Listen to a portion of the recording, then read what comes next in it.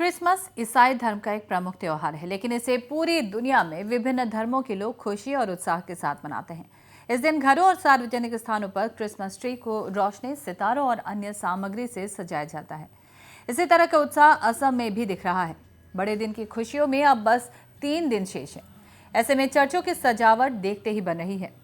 उत्तर गुवाहाटी के बांका और मानिक नगर में भी लोगों का उत्साह बना हुआ है। यहाँ 5 चर्च और क्रिसमस ट्री लगाकर बेहद ही भव्य तरीके से सजावट की जा रही है, जो लोगों को काफी आकर्षित कर रही है।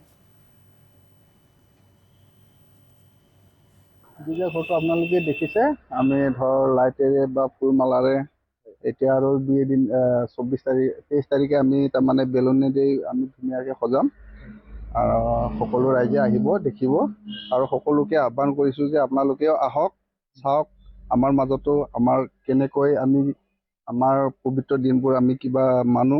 এতিয়া ভাল লাগিছে আৰু আমি যে এইবিলাক বনোৱা আছে সেইটো মানে এতিয়া সম্পূৰ্ণ হোৱা নাই। এতিয়া অলপ হেৰি কৰি হৈ যাব আৰু।